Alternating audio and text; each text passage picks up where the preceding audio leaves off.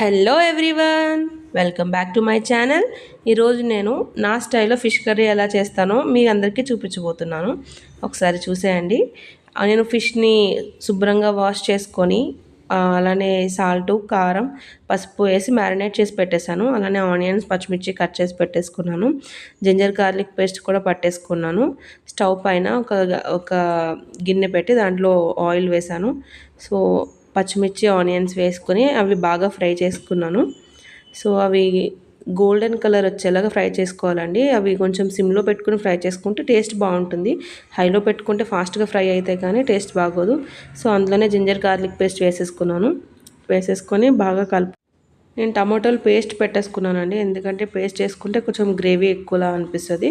So టమాటోలు నేను paste చేసి అది జింజర్ గార్లిక్ పేస్ట్ ఫ్రై అయిన తర్వాత అందులో వేసేసి బాగా కలుపుకోవాలి. సో అలా కలిపిన తర్వాత మూత పెట్టి కొంచెం సేపు స్టవ్ సిమ్లో ఉంచితే టమాటో పేస్ట్ కూడా బాగా ఫ్రై అయిపోతుంది.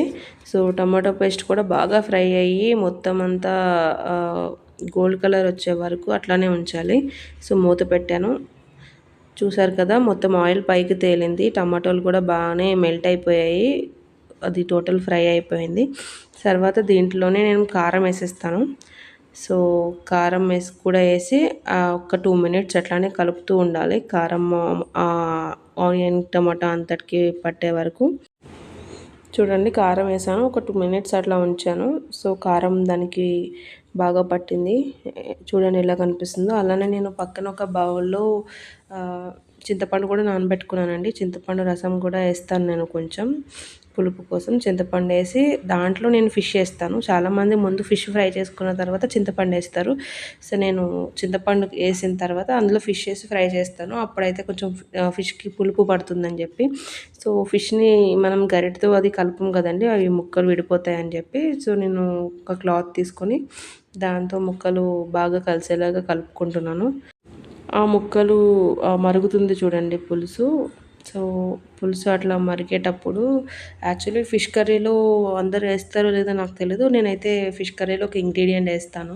ఇట్లా మరిగేటప్పుడు నేను కొంచెం కసూరి మేతి తీసుకొని ఇట్లా మెదిపి దానిని ఆ కసూరి మేతి వేస్తాను ఫిష్లో. సో మాకు బాగా నచ్చుతుంది అట్లా కసూరి మేతి వేసుకుంటే, టేస్ట్ బాగా వస్తుంది, స్మెల్ బాగా వస్తుంది. సో కసూరి మేతి వేసి అట్లానే కొంచెం కొత్తిమీర కూడా వేస్తాను. కొత్తిమీర కూడా వేసి మూత పెట్టి కాసేపు అట్లా మరగనిస్తే ఫిష్ కర్రీ రెడీ. ఒకసారి చూడండి, నేను కొత్తిమీర వేసాను. అలానే మూత పెట్టి కాసేపు మరగనివ్వాలి. యాక్చువల్లీ ఫిష్ కర్రీ ఎక్కువ మరగకూడదు, బాగా ఎక్కువ మరిగితే ఫిష్ విడిపోతుంది. సో మొత్తం ముళ్ళులు అవంతా వెళ్ళి అస్సలు బాగోదు. సో ఒక లిమిట్ వరకునే ఫిష్ కర్రీని కొంచెం మనం మరిగించుకోవాలి. సో చూసారు కదా, మన ఫిష్ కర్రీ ఆల్మోస్ట్ రెడీ అయిపోయింది. చూడండి, ఆయిల్ పైకి తేలింది. ఫిష్ కర్రీ రెడీ అయిపోయినట్టే. చూసారు కదండి, ఫిష్ కర్రీ నేను ఈ విధంగా చేస్తాను. మీరు ఎలా చేస్తారో నాకు కామెంట్ చేయండి. Thanks for watching and to subscribe my channel.